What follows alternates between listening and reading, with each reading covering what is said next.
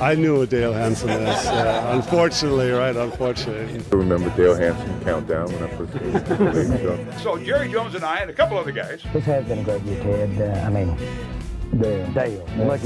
We love Dale. We love Dale. Dale. He keeps you in touch with sports. You're ready, jump right in. Dallas Dialogue with Dale.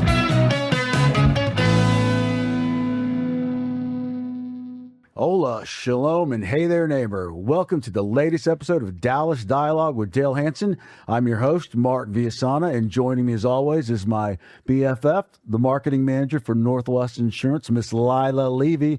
Hello, Lila. How are you doing? Good, good. How are you? Shalom to you. Well, back at you, my friend. Also joining me is WFAA TV legend, the most famous citizen of the city of Waxahachie, and the man we call the pod father around here, Mr. Dale Hansen. Hello, Dale. How are you? I'm doing good. I'm doing very good. I think I'm up there. I think I'm in the top 5 in Waxahachie. There can't be anybody that I could think of. It's been another crazy month, hasn't it? Now tell me, we haven't talked obviously in a month. Has anything in the news grabbed your fancy, made you grab your attention? I'm having such a problem just keeping up anymore. I'm glad we actually do this once a month because otherwise I'd be writing commentaries like every other day. I thought the shutdown was a disgrace. I think it was an embarrassment to the Democrats that they ended it the way they did.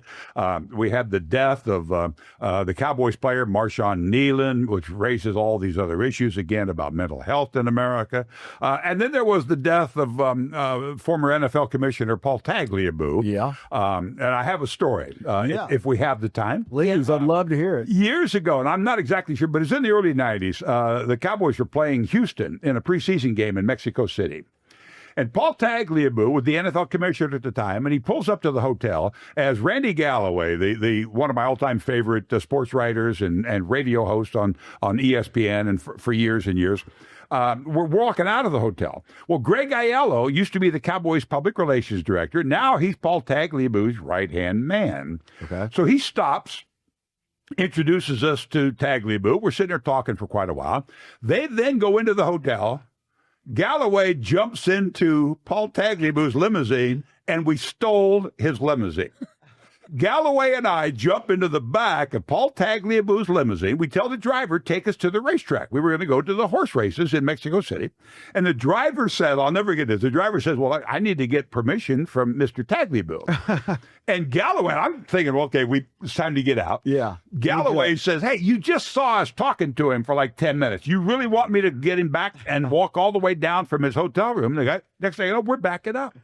As we're driving, they got all the NFL flags, and Mexico City was doing all they could to impress the NFL. Right.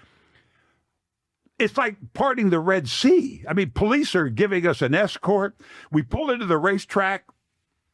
Everybody parts. They pull us right up to the entrance. They then take us out of the limousine, take us into a suite area where we're in a glassed-in area sitting right on the finish line. They're bringing us food and drinks because they think we're like NFL executives. Yeah. And I look at Galloway, I'll never forget it. I said, what's going to happen when I bet $2 on the favorite to show? That's going to kind of expose us, right? We then spend the day at the races. Back to the hotel we go. The next night, the Cowboys are playing the game. I'm doing the broadcast with Brad Sham, and I'm interviewing Tagliabue at halftime. All the typical stuff about how they're trying to expand into Mexico, trying to go worldwide. Right.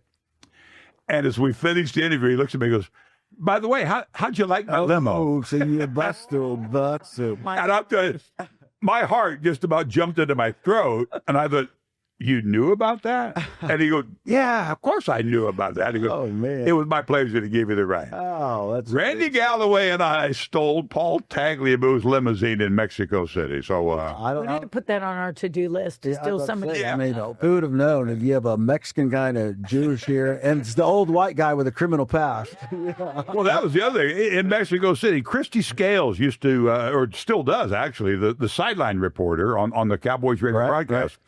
and she speaks fluent Spanish. And we're all around Mexico City, and she's just rattling off in Spanish to every place we wanted to go, and the restaurants. Like it was a tremendous trip. It really was. But without question, stealing the limo. But here's another thing that I've been following this month, which is driving me nuts. All this talk about the health premiums, because of this shutdown and how it ended. And I know you don't do health insurance, but is there the same problem in auto and home? Is there a sticker shock coming this year or in the next few months? And if so, how do you deal with that when people come in and they're like, oh, wait a minute, I don't want to pay all of that. How do you deal with that? Well, again, as always, thanks for that question. I've mentioned it before. I think one of the advantages I have is being an independent agent. So we have a lot of markets to shop around. But quite frankly, yes, the insurance industry is going through a little influx right now. It's starting to loosen up, but I think what we saw with the new administration when they came in with the tariffs that affected the markets, right? And the markets drive the insurance rates so much. So that's what's going on there. And when we do have people come in, and at time to time they'll say, hey, my insurance premium gone up so much, what can you do? And that's where being an independent agent really comes to be advantageous, because I do have other markets I can shop. Sometimes I can help out, and sometimes I can't.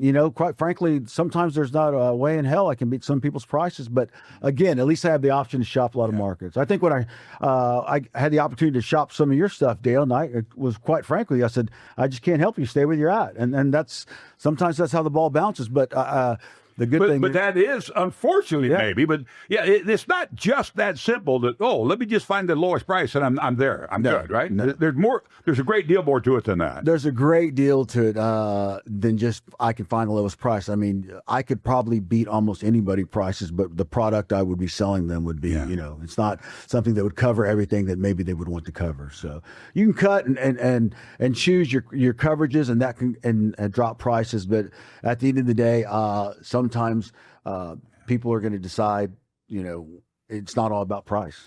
All right, well, let's get into this, because this is the other issue.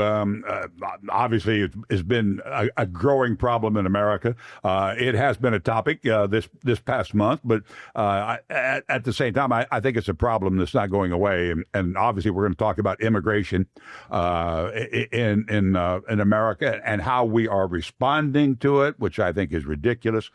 So I jotted down a few notes, and I came up with something that goes like this. I have never understood how a country that was founded by immigrants and built by immigrants can continue to argue about an immigrant problem. The so-called crisis on our southern border is really a crisis of the American soul. To deny those who believe in the American dream of a better life is to deny the very basic humanity of who we have always claimed to be. A claim we don't always live up to, but a claim we should. We are that shining beacon to the world, at least we used to be. The Statue of Liberty says, give me your tired, your poor, your huddled masses yearning to breathe free, the wretched refuse of your teeming shore. Send these, the homeless, the tempest-tossed to me. I lift my lamp beside the golden door. Maybe we should send that statue back. We have always argued about how they come, but we cannot argue about why they do.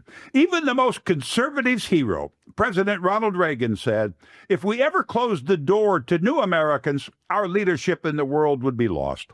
But now we spend billions to build a wall on our southern border Mexico will never pay for. Billions more to round up and deport the people who have lived and worked here peacefully for years. Oh, the occasional white European has been arrested, but a third grader can count that high. The vast majority have the brown skin that offends our political leaders so much. The racism in America has always been a part of the American story. But now, as the ICE agents hide their identity under a mask and a hood, our political leaders are making it acceptable for the racist among us to remove theirs.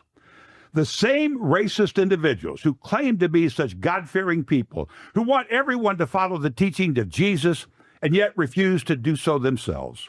It is written in the Bible, Leviticus, when a foreigner resides among you in your land, do not mistreat them. The foreigner residing amongst you must be treated as your native born. Love them as yourself. Now, almost anyone can make the Bible say whatever you want, and no one is saying we shouldn't be able to control a border. But what we're doing now is obscene. To turn away those who only dream of a better and safer life for their family is to deny what every one of you listening now would do for your family. If America was the hell on earth, so many other places are said to be, but Canada offered us a better life, would we not go?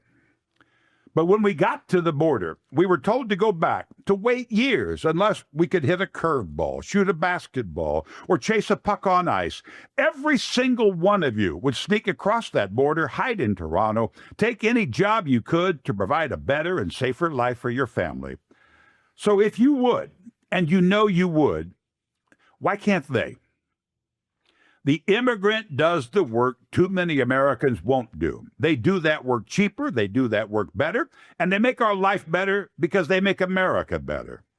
I can only dream of the day we treat the people of the world as we treat ourselves, as it is written in the Bible. So I beg the Christian, I beg the God-fearing people amongst us to put aside your fears, put aside your hatred of the man who doesn't look like you, and ask yourself this simple question when you think about the immigrant in America. What would Jesus do?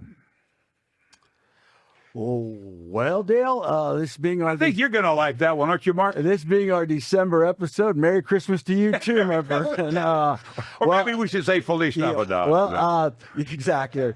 As you guys know, this one hits close to home because of the type of business I'm in, my family's background, and really who my clientele are. So I don't want to speak too emotionally on this one. So, Lila, I'm going to pass this to you, and I'm going to gather some thoughts. What do you think about what Dale had to say?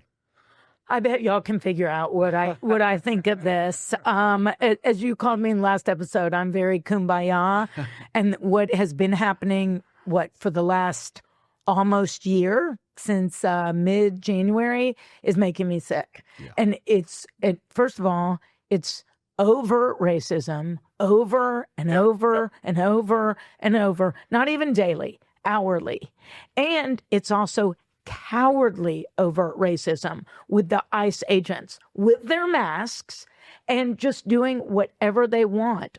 Brutalizing clergy, I saw over the weekend, brutalizing educators, brutalizing women, children, and just not caring. It's kind of like, you know how like, maybe if you walk in a store where there are all these fragiles and collectibles in China and your intrusive thought is, I just want to get a bat and break everything.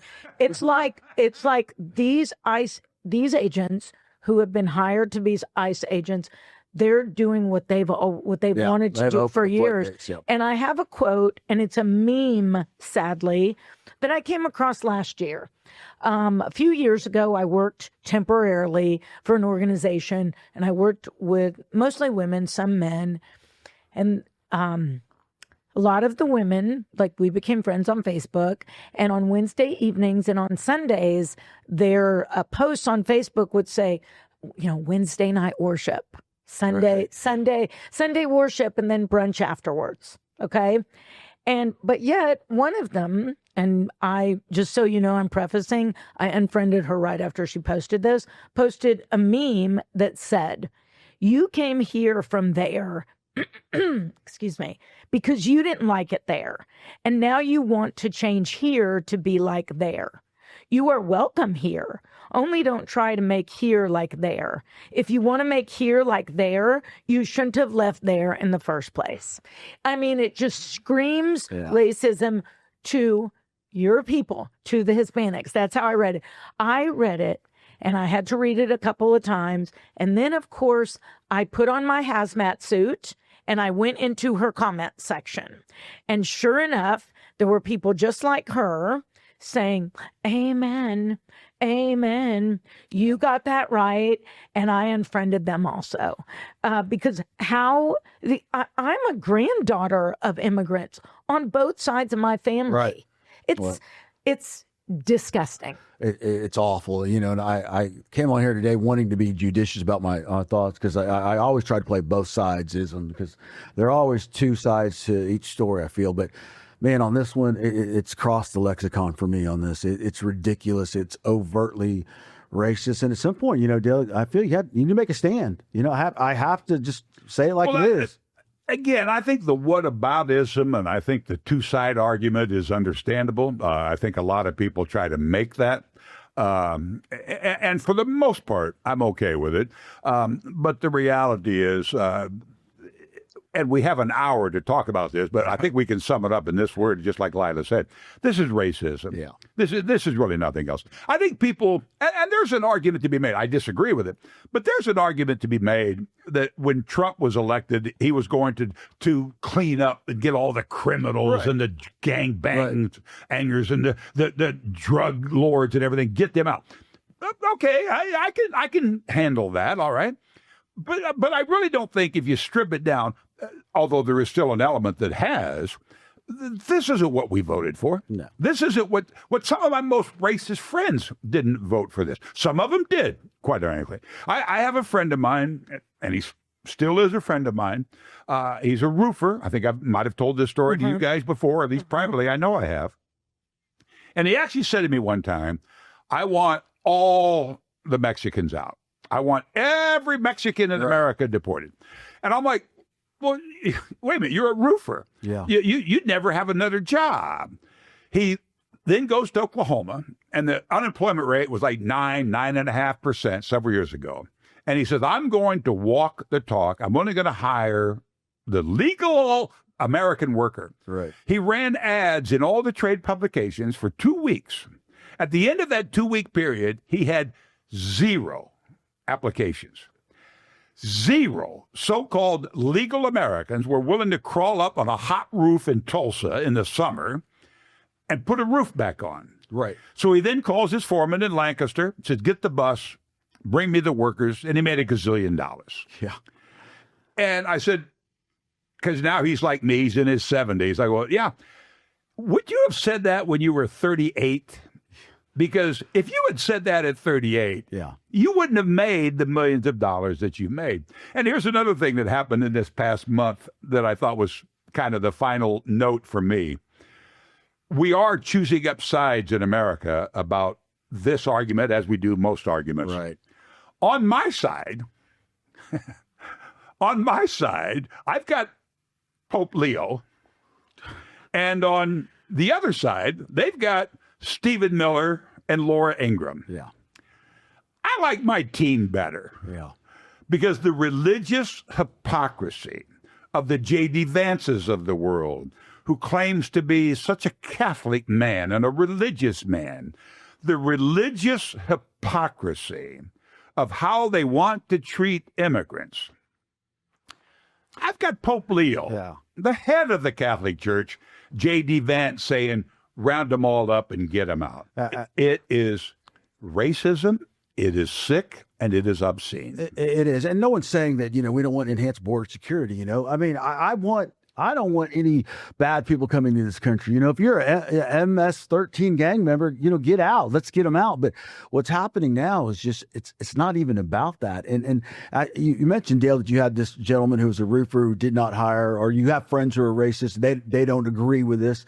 But has any of them made any noise about it? Are they willing to take a stand? Because I think at some point a lot of these people are they're complicit. Yeah. Silence is complicit. Silence is complicity. I think there's a lot of, and as I've tried to say many times, not everybody believes it when I say it, but most of my friends are what you would call Republicans, conservatives, whatever. Right. And again, I respect that. I even understand some of it, not most of it, but some of it. But there are a lot of issues that we have just decided, well, I can't really afford to cross that line because that will subject me to the hate. That will subject me to the criticism of my other country club friends. And they stay silent. They say, and there's a million of these examples. So it's probably been, about 8 years ago now, when we bought the place where we live in Waxahachie, we needed to fence the entire property. So I called the guy who had put the fence around our previous property when we had for our cows and our horses, and the price had almost doubled. And I'm like, it hadn't been that long. And so I'm shopping around, and I find this other group to do it. And I called, and it was like $7,000 cheaper. It was almost 35% cheaper. And so I called the first guy back. I said, "Oh, I got a better deal." And he goes, "Oh, you found a Mexican crew?" And I said, "Well, matter of fact, I did." And this man and his crew did my entire property in like 8 days. Yeah. It is perfect. I mean, the work they did. He would even come back to me and say, "How about if we take this fence line around this tree and curve it?" And I'm like, "Well, Yeah. can you curve it?" He said, "Yeah, not a problem, not a problem." And they'd be sitting out there in the little corner of the pasture having lunch, you know. The work was quick. The work was fantastic. And oh, by the way, I saved about $7,500 on a $20,000 original bill. I'm not saying that we should just get all the Mexicans in here to do the cheap labor. I'm not saying that remotely. But the reality, I talked to my sister in Iowa, the meat packing plants in Iowa, the dairy farms in Wisconsin. There was one other story I have to share. This was years ago. It was on 60 Minutes. This is the whitest guy in America I've ever seen. This guy was pure German white. Okay. And he runs a dairy farm in Wisconsin. And he said, if I didn't have the Mexican immigrant worker, milk would be $20 a gallon. Because you can't find somebody to come in here and do the work they do. I cleaned Calvin Johnson's barn when I was 17 years old. And I knew one thing and one thing only. This will be the only barn I ever clean. Right. You cannot pay me enough money to go in and clean a barn properly. Right. And I'll never forget this guy, the whitest guy in America is on 60 Minutes. And of course we have to have a controlled system, a welcoming system. Absolutely. But we need the system because we need the work these people do. And it's better and it's cheaper, and that benefits America. And why our politicians and our most vocal leaders can't understand that just boggles my mind. Well, I think boggles my mind. I think they're using it as a reason to divide us. You know, that's a major issue in this. And it's Divide and conquer. Divide and conquer, yeah. And I still say I want to go back to complicity, Lila, because I feel that the Christians, that you know, at this point they're using their religion not even as a reasoning, but more as a shield. You know, they bought all in. These Christians who go to church every Sunday or on Wednesdays have Wednesday evening dinner, and then turn around and just want to dehumanize these people. And they're not illegal aliens. They are people who came to this country to try to make a better life. And they've been here all along is what another point. They've been here all along. Why all of a sudden do you want to hate on them? It's so awful. They bring such culture. They bring such diversity. We all know that I love New York. We all know that. When I go to New York, no way. Dale, did you know that? I don't think I've ever heard. I've never heard that. But you step off the plane in New York. You go walk through the airport. You go to any street, any borough, any restaurant. It is a melting pot, right? And it is pure joy. I think there's a reason the United Nations building is in New York City. Right. I mean, because it is the United Nations. It is pure joy to walk down the street and see, and I really mean this, to see a mixed couple and their mixed children. Right. To see a Japanese man and his wife, his Japanese wife. To see a white couple, to see a Hispanic couple, to see just this melting pot, and also to hear. That's one thing I love to do. When I'm on the subway or I'm walking down the street, I hear French, I hear German, I hear Spanish, I hear English, I hear Dutch, I hear Hebrew. When I hear Hebrew, I'm like, oh, what's happening? But because I know Hebrew, and I know Spanish also. But it's pure joy to be around people who are different than you. To the point of last month's podcast, where Dale, you talked about public service and being around people who are different than you. That's where you get educated. That's where you level up. That is where you level up. Well, a lot of people, again, like I mentioned last month's episode, your attitude with the kumbaya and everything. A lot of people don't think the way you do. But those are the same people who hide behind their Christianity, who I guarantee you, half of those people have driven to a Home Depot and to see if they could pick up a day laborer or something. Oh, of course. So it baffles me that like you said, Dale, the hypocrisy. It's just crazy. The thing that I don't understand, going back to your quote earlier, is this argument about trying to make here there or something. I've never really seen that. I mean, we have Mexican restaurants, for example, which are some of the most popular restaurants in every city. Yes. Italian restaurants, some of the most popular restaurants in every city. So I guess if you're offended that they bring a Mexican food into our country, but nobody's offended by that. No. I don't understand it. They are offended. I have seen videos Of what? where they are offended, where you drive down a street, a busy intersection, and there's a Mexican man selling tacos or burritos or popsicles or what have you, and a Karen will pull over and say, "Get off this street corner. Get out of here." Well, especially in New York City, what do you call those? The trucks, the food. I mean, The food trucks. No, but they're not all run by Mexicans. No. I'm right? talking about, I see it here. The guys sell it, but they sell hot dogs and everything else on street corners in America. People pull over and call the cops. I thought that was part of the charm. No. That I didn't have to go into a restaurant. I think that's where we're headed. This overt racism, it's coming out in the open now. But I tell you what, guys, let's take a breath. Yeah, Let's calm down a little bit. We're way behind. Who would have thought we would get upset about this issue? Let's take a quick break from hear a word from our sponsor, and we'll be right back. You've been watching and listening to Dallas Dialogue with Dale. Whether you're racing to work or just enjoying a cruise on a Sunday afternoon, we can do that. It does not matter if it's a beat-up clunker of a daily driver or a supercar that you love with all your heart, we cover it. Perhaps you need business insurance to get on a job site or just want that safety net for your employees. We have that also. Don't forget about your most important asset of them all, your home. What I'm trying to say is that at Northwest Insurance Agency, we do it all. Northwest Insurance. Get covered under the umbrella. Northwest Insurance. Okay, we are back on Dallas Dialogue with Dale Hansen. Guys, I think we calmed down a little bit so we can kind of maybe hit this with a little bit less anger.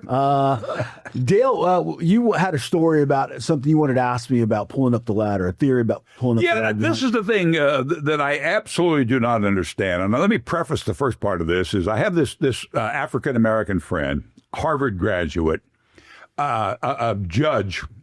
And he always says this tongue-in-cheek, but it's funny to me. He said, "It's a great feeling to know that I'll always be able to cash a check." And I said, what are you talking about? He goes, "There'll never be a day when I don't have a job where I'll make a check." He says, "Because I could always go on Fox and just spout off all that nonsense they say, and they would love to pay an educated black man to say it, which gives some validation to their incredibly view of the world."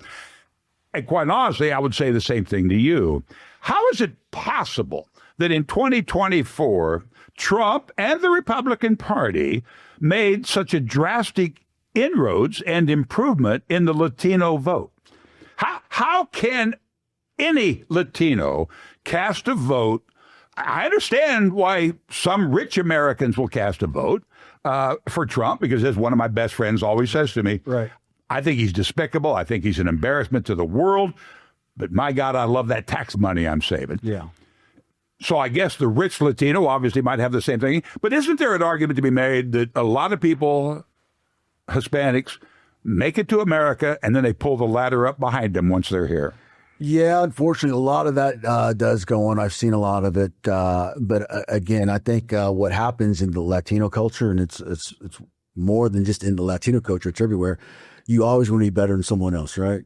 So there's always, there used to be a comedian that had an old joke that black people loved it the Mexicans got here because now there's someone else to clean. Somebody look down on. Someone else to clean the toilet. So that's what happens a lot of times. I think Trump effectively, because I do want to give him credit as credit due. That man is a master manipulator politician. I think he tapped into something very deep within the Latino community, which is machismo. He fed into that, hey, we're the man's man, and we're going to go with Trump because he's not some little puny black woman. That there was a lot of that going on. There's a lot of shielding going on behind the church. a lot of Catholicism in the Hispanic community, the issue of abortion that allowed them to say, okay, yeah, it's okay to vote for Trump because he is against abortion as opposed to well, he's against abortion now. So, he wasn't before. Right. Yeah, exactly. Yeah. A lot of stuff. There was a lot of factors, but if you ask me point blankly, I'd say a lot of it goes back to the fact that people just like to have someone that they can beat up on. Wow. So I think it's harsh, but it's true, isn't it? Man, it is true. And I think a lot of people too, with success, a lot of morals go out. A lot of morals and things that brought you to your success go out the window. So it's very difficult to fight that off, and I'm not saying I haven't been guilty of that in the past, but I think as I get older, I realize, what's really important, relationships with people who aren't like you. Mm-hmm. And since, again, we get back to the immigration, why I can't understand why people have such hatred in their hearts. And what's really disheartening is I have found out a lot about people that I love and what their true feelings are. Have you experienced that, Lila?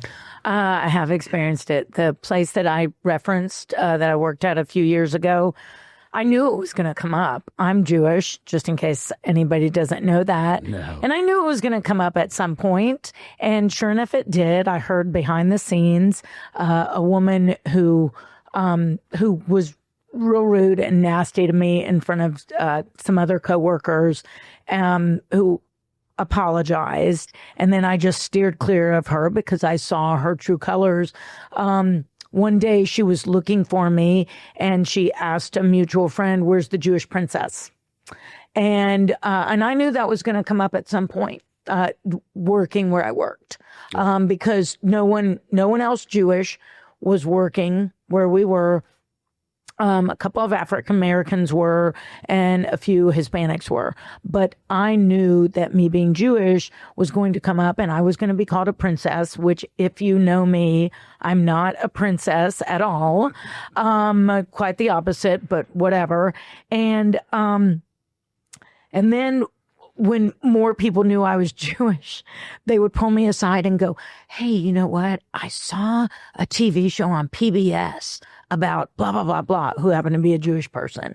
Or someone else would pull me aside and say, "Oh, so you're Jewish?" And that just kind of leave it there. So it definitely comes up being in the chair I sit in. I'm curious, Dale, you probably run across people that say disparaging remarks about illegal immigrants or maybe blacks, Mexicans, what? Yeah. Being the way you are, how do you deal with that? Well, it depends on the situation. I used to be that, I'm just going to sit here and shut up and let it go. Now I confront them, as you might expect, the limited time you've known me, I guess. But the best example of this is I've been at a card game, and somebody will get beat on the river in a really bad beat, and next thing you know, here comes the N-word flying out, and I used to just kind of sit there, and a few people would look at me and kind of like, whatever. Not anymore. I mean, I'm talking for several years now. Not anymore. I slammed the table and I said, "Out," and now certainly the people who know me, and it still happens, believe it or not. I mean, it's shocking to me that it does, but it still happens. And as soon as they blurt something out like that, they immediately start to apologize. And it kind of leads me to my other big point. And I love the fact, at least in my opinion, a lot of the podcasts that we've done over the last couple of months, they all kind of tie in together. Yeah. It goes back to the story I think I told about my dad and the people that I deal with. I've got friends of mine who say incredibly racist things, and I immediately confront them. They almost always, 99% of the time, apologize. "Well, I didn't really mean it." The old fallback, "Well, that's not me." Well, apparently it is you. But still, I get it. I mean, I'm not just kicking everybody out of my life because they're not like me. Right. But I don't allow it anymore. As you said in your original question, I confront it. But this is my main point about tying in these other podcasts. People will say things to me about Mexicans, about blacks, all this stuff. And then I'd say, "Well, who do you know? Well, I don't really know anybody." "Oh, So the people that I said, well, what about this guy? Don't you like him? Oh yeah, he's a great guy. He's a great guy. Right. You know, my friend the judge, or you, or whoever. Oh no, yeah, he's a fantastic guy. I said, you were groveling at the baseball game over the Cuban players and the Hispanic Latin players. You know, the people that you think you know are just fine. I mean, there's no problem here. We're just all struggling through life, counting down the days until we're not. You know, I mean. But somehow, some way, we've evolved into this culture that all the people that I don't know, all the people that I've never met, I'm just going to lump them into this. Right. Boy, I hate Mexicans. I hate Jews. I hate Italians. Fear of what it is. It boils down. It's this fear of the unknown. The unknown. I know Mark. He's a great guy. Right. But those guys over there who are working on that fence, who are all Mexicans. Let me drop it. Let me give you a big name drop here. Kevin Costner said this to me. Wow. Yeah. We'll see you top that one today. Man. No, but Kevin Costner said this to me, and I've used this line many times, and I think it's a classic line because I've had people say it to me, and I use the Kevin Costner line. There was a movie that Costner was starring in where the parents of this adopted black child had died. So Kevin Costner was going to adopt the child.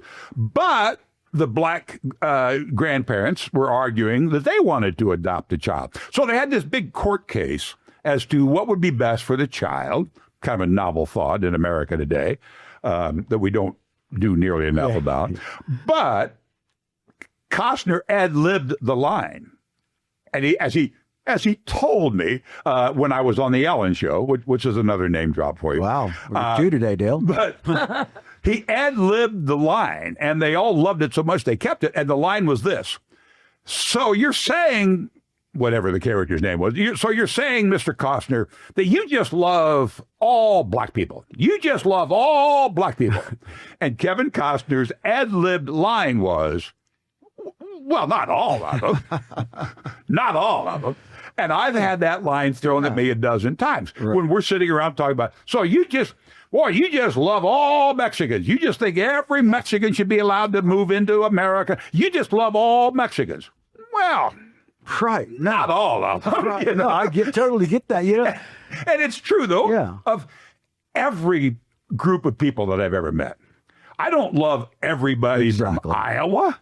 I don't love everybody from New York City. I don't love every Jewish person I've met. I don't love every Mexican person, black person I've met. And I love that line.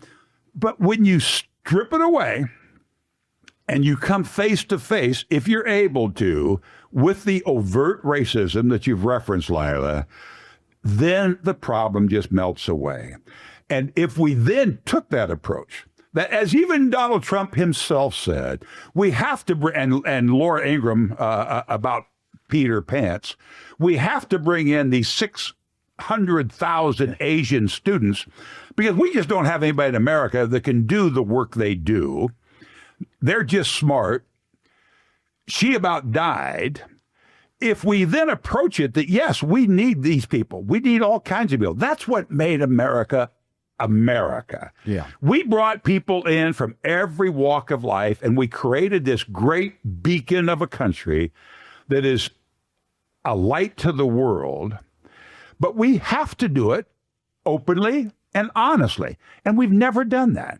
No. We've just never done that because we allowed the racism, and there is no other explanation for it. We allowed the racism to dictate the policy. Right.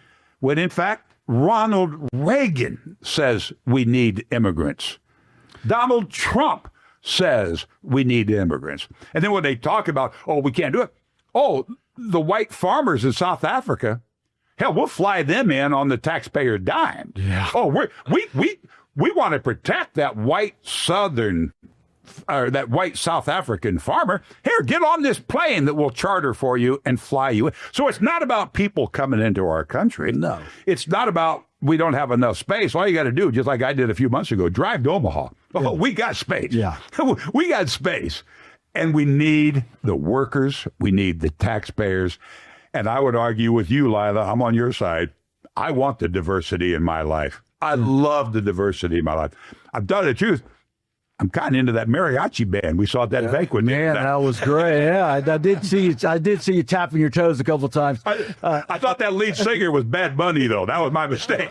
I thought it was Bad Bunny. My wife was all excited, but it turned out, but still. Yeah. Dale's referencing Lila. That well, you know this. He was so gracious to give a speech to the Blue Guardians Foundation, which honors fallen officers of the Latino persuasion. So he got firsthand experience of the immigration, what immigration can do for this country. I think, guys, I want to mention that we all know racism has been in this country forever and ever. Will always be. What baffles me is that such a shift in the rhetoric and the demonization of the illegal immigrant. I mean, these people have been here for years and years and years. They've been contributing for years, and not all of a sudden, but over the past 10 years, we've just seen them go from, good people who brought good food to our house to now, they're the devil. Let's kill them. Let's separate the family. Well, see, this is why I think we're going backwards, because, as you say, racism has been here from day one, and unfortunately, I think the racists among us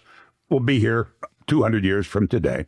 But I look at it as crazy as this might sound to you, just like cigarettes. We had this racism in our country, but in the 60s, we decided that's going to stop. And we made it unacceptable to be a racist in America. We fought against it. And now, just like my racist friends, they don't say the things they used to say to me. They're even embarrassed when they get exposed saying them.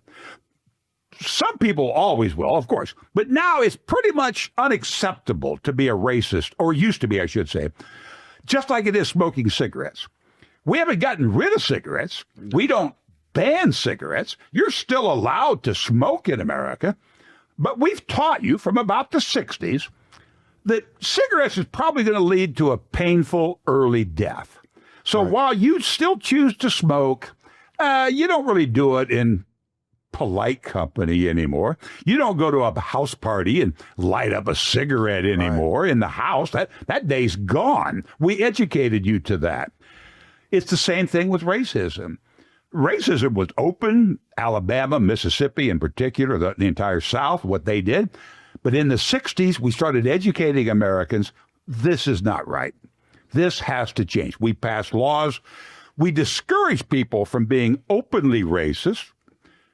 And still to this day, although it's going back, it used to be for the longest time, you don't openly tell your neighbors that you're a racist. You'd be ashamed to do that.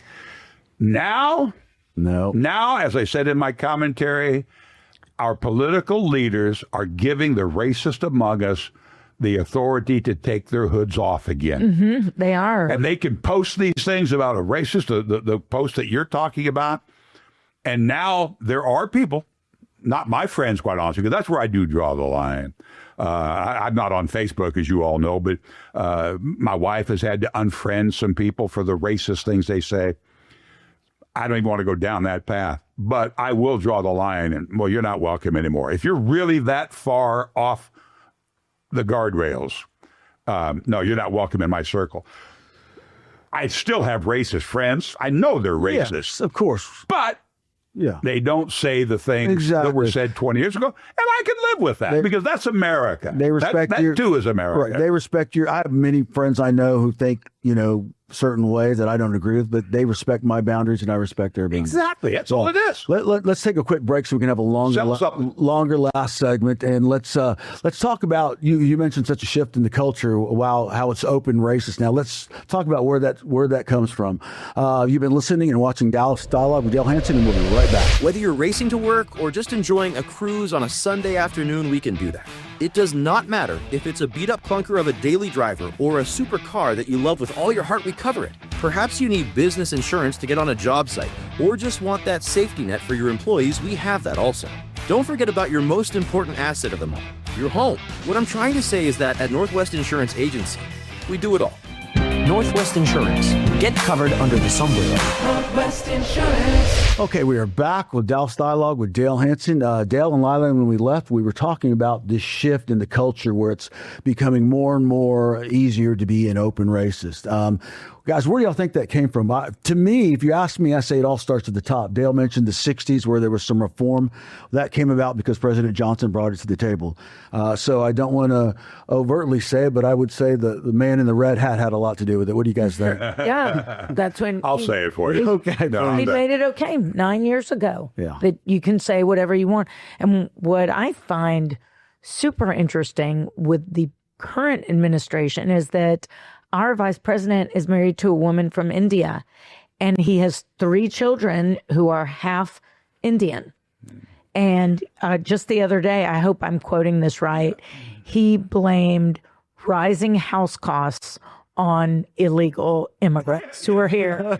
And so I that twisted thinking. And then Stephen Miller, who is Jewish, okay, and Stephen Miller hates everybody and Including hates himself, everything. I think. He really does. I think he hates himself the most. God, he looks like a monster. He is a monster. But, you know, he's a minority. I know he's a white male, but he is a minority. He's Jewish. His family has denounced him. They have nothing, or maybe he's denounced them. They have nothing to do with each other. But I find it just the irony of ironies that our vice president is married to a woman from India with Indian children. Yeah. Like, it'd be one thing if there weren't children involved, but doesn't your heart soften when you think of with children? I mean, I would love to hear some of that pillow talk on tape. But that's the other thing.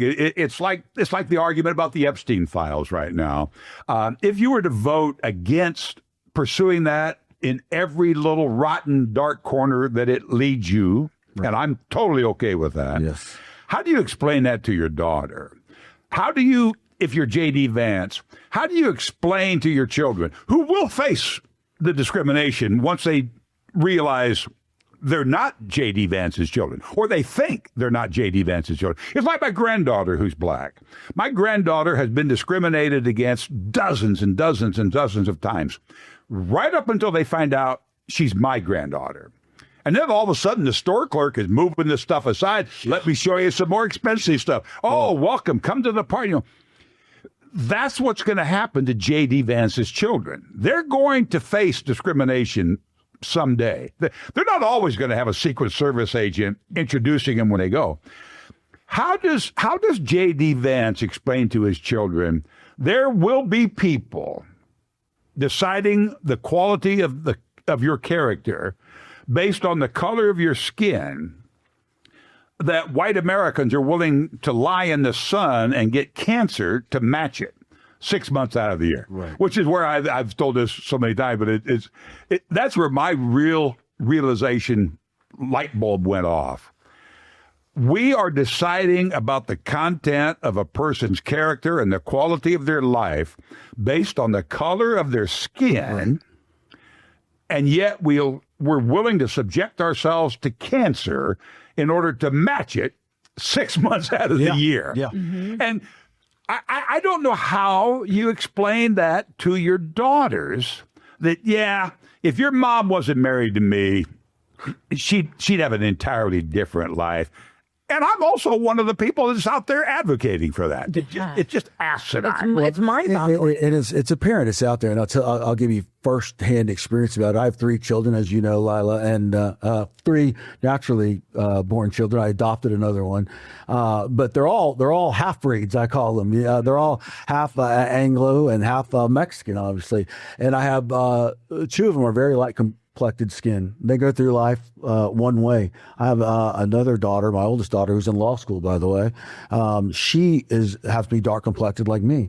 She comes across different scenarios and has different experience than these 2. Nothing more than based on the color of her skin. You know, she's achieving more than the other 2, but just because of the color of skin, she gets discriminated against. She gets profiled more against just because merely the color of her skin. And that breaks my heart, And that goes on everywhere. And because it's been exacerbated by this current administration. I'm going to tee you up, Dale, because this current administration, that's just trickling down through all of us. What are your thoughts on President Trump and this administration? Well, I'm disgusted by it. I'm absolutely disgusted by it. And it's a kind of a follow-up to what Lila said earlier about the original concept, and I do think most Americans bought into this, that his real attack on immigration and his real attack on deporting Mexicans was to get the cartel guys and the drug guys and the criminals out. That was the pitch. I think that was absolutely the pitch. But there was the case of the 27-year-old Army veteran who served in Iraq, 27 years old, shows up for work. He's driving into work, ends up being dragged out of his car, beaten, tear gassed. His name Retis, R-E-T, George Retis, whatever. I don't know. So that's a Jewish. An American, born and raised in California. Right. But these ICE agents, who are not exactly the best of the best in so many cases. That's a whole nother podcast. Hey, come on in. We'll give you a check. Yeah. Which is another, it's a huge problem. You give people like this the power of God strapped to their right hip, and you don't remotely give them the training as to how to deal with it. But anyway, they drag this guy out of his car, they tear gas him, they pound on him, they take him to jail. 3 days. 3 days he sits in jail. And then they realize the mistake they made, and they come to him and say, we're dropping the charges. Yeah. And now his attorneys are saying, what charges would that be? Exactly. You're dropping the charges. This is for political expedience. It is easier to divide and conquer. And I even the lovely Mrs. Hanson says to me so many times, I'm tired of hearing it from her, but I have never seen a party and a president and an individual for his political expediency who has divided the country to this extent. Right. Even Nixon, Richard Nixon, who we ran out of office and would have impeached him if he didn't get ahead of the posse and resign. Even Richard Nixon tried to convince me that he was on my side, that he was going to do something that I might like. Ronald Reagan did say some things that I liked. Ronald Reagan, who used to be the standard for the American conservative, tried to get people like me to believe that he was on my side. I've challenged my conservative friends, and I'll do it again on this podcast. Name me one thing that Donald Trump has ever said that would benefit me. And the closest answer that anybody's ever had is, well, he saves you money on your taxes. I said, well, number one, he doesn't. And number two, I don't care about that because I'm willing to pay. Yeah. I realize that makes me a rather dumb minority, I guess. But I've never gotten a check in my, nor would that change my opinion of what this man has done. I've never seen a division. We've always had these arguments. Yeah. We've always had these issues, but we've never had this divisiveness that we do now. And I don't know, I think it was the line you used a couple of episodes back. I don't know how we get this genie back in the bottle unless somebody steps up and realizes, as Trump himself has said, immigrants, as Ronald Reagan has said, benefit our country. They absolutely benefit our country. So now, instead of just saying, let's round them up and deport them, let's sit down and have an honest, open debate like we should be doing about health care, instead of trying to conquer and divide, which seems to be the entire game. And as much as I hate this phrase, I will use it, on both sides. Yeah. Well, I think we're all in agreement. First of all, I think we're all in agreement. We all want a tighter border. You know, we want all the criminals out. We want to make sure that we prioritize legal immigration. We don't want anybody coming in here just that's a bad seed. But man, let's quit. Let's quit with the rhetoric. Let's quit with the rhetoric from the top. And everywhere. These are people that really, at the end of the day, just come to this country for a better life. Nothing more. They're not here to harm you. They're not here to make your life any harder. They only want to make a better life for themselves and their families. That's what they want to do. They want to make money to make their lives better for their family, themselves, and to also send money back to their families who are still in Mexico or somewhere else. It's the American dream. Right. I did this commentary years ago on Channel 8 because, again, it's another one of these issues that won't go away. But I have challenged, and I challenge everybody listening now, if you think I'm wrong, if you disagree with me, explain to me what you would do, as I said in this commentary. Again, America is the hellhole that Trump refers to as a lot of these Latin countries. But if you could get to Canada, it would be great. Right. Your family would be safe. It would be more prosperous. You'd have a better life. But once you got to the Canadian border, they told you to turn around and go back. You're not welcome in our country. And you can apply, and it'll take years. It will take years. What would you do? And I've actually said this on my patio where you two have sat.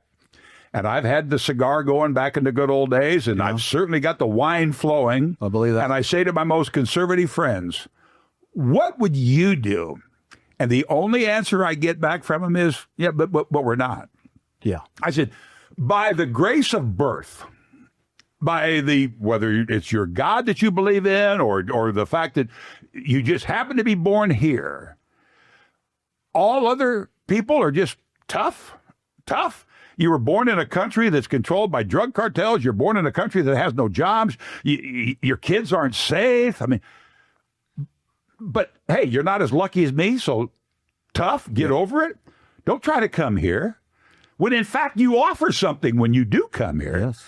If Canada turned you away at the border, every single American would cross that border illegally. They would get any job and every job they could. They would move their families there as quick. So I just simply say, if we would, why not them? Right. And I'm saying, like you're saying, Mark, nah, we don't even have to go that far. Yeah. Because somebody said today, I think the crazy Democrats, they believe in an open border. And I'm sitting there going, yeah, I do, quite honestly. Yeah, but I'm willing to meet you part way. Exactly. Let's have these restrictions and let's vet the applicants, but let's not tell them we'll see you in 8 years. Exactly. Hell, I'm open to a good Mexican joke, a good Jew joke, or whatever, but just quit the rhetoric of dehumanizing people, and I think we can start there, right? Well, you talk about the rhetoric. You saw the house or the mansion. Now they put up a sign. They're calling it the mansion. It's being built like a quarter of a mile down the road from us. That's perfectly normal, right, guys? And it's I don't know, but it's got to be 7,000-8,000 minimum square feet. And it's going to be like a wedding venue and a party venue, which I'm not crazy about it. But obviously all Mexican workers over there, and it's owned by a Mexican couple now. And the word just ran rampant in Waxahachie that it was a drug cartel. Wow. That was laundering money. Wow. And I said to her, I go, and the lovely Mrs. Hanson comes in. She goes, oh, you're not going to believe what I heard at the garden club this morning, whatever.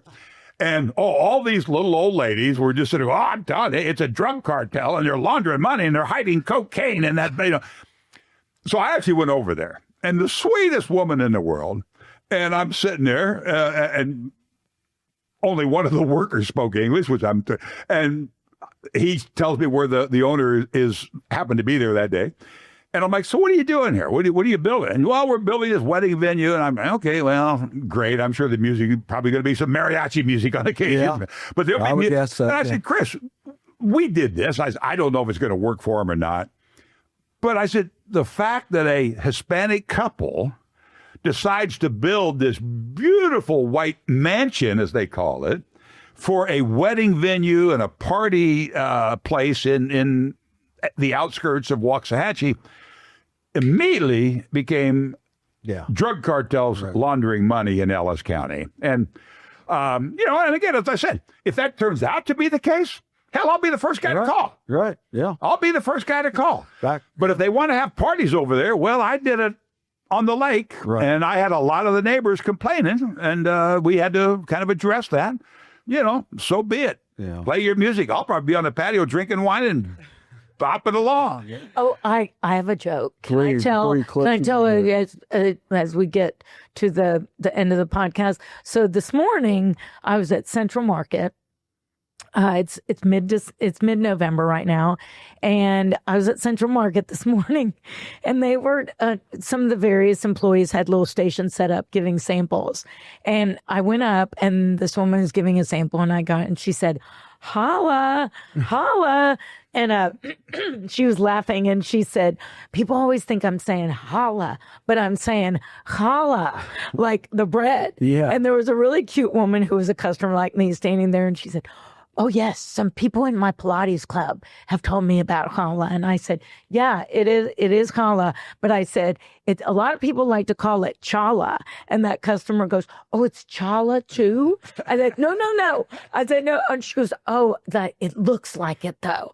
And I said, "Yeah, phonetically it looks like challah, but it's challah, and it's really good bread." And the employee was beside herself. She was having the best Monday morning because she said, "Challah." She kept saying it. And she said, "It's right here, ladies, right here in this cooler, anytime you wanted." So a little Jewish joke there. Well, yeah, so there's another example of the differences in Jewish humor that I just absolutely do not understand. And another thing, we're never going to cross over to the conservative market with all this Jewish holla talk, and all this immigration talk and stuff. I don't know if we're ever going to get there. Anyway, guys, let's put a wrap on this. We did have a team meeting where we decided we were going to try to offer some answers to this, but I don't think we really have an answer on this. Well, I do. I think we have an answer. It's just much like I was talking about public service last month, and a buddy of mine that listens to our podcast, and he said, nobody's going to agree with you about that, right? Nobody's going to do it. Yeah. Well, I think it's somewhat similar here.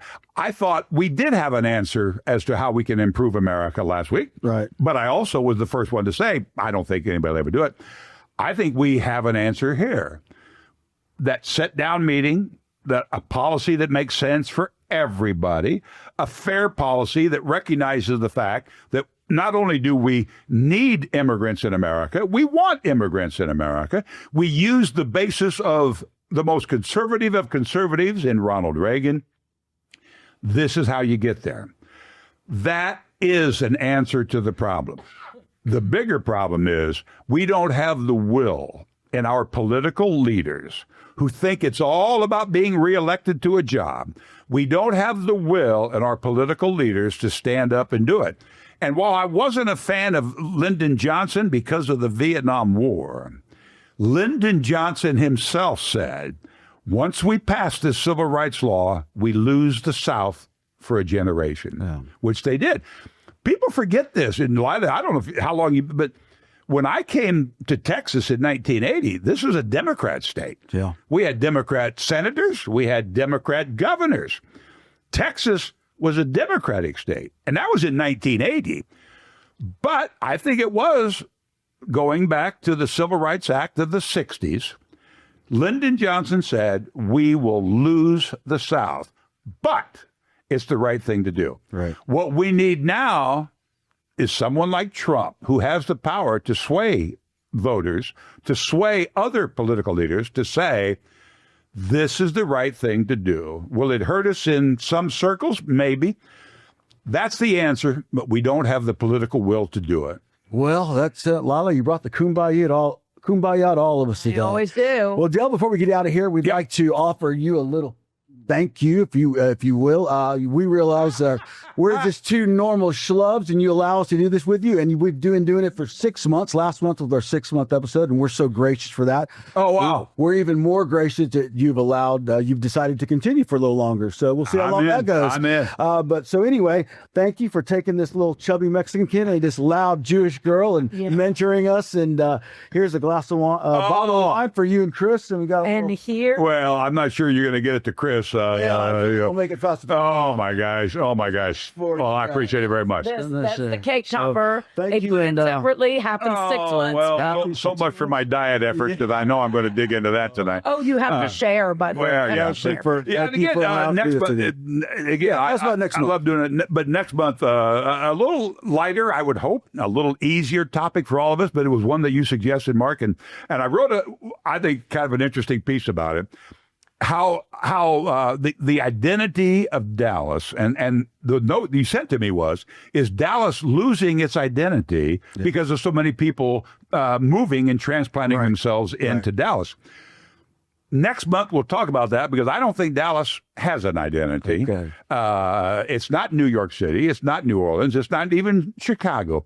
But we'll talk about the great city of Dallas based on your recommendation as to what the heck is the identity of our fair city. All right. I can't wait to hear that one. Well, guys, we'll wrap this one up for next month. You've been listening and watching the Dallas Dialogue with Dale Hansen, and we'll see you next time.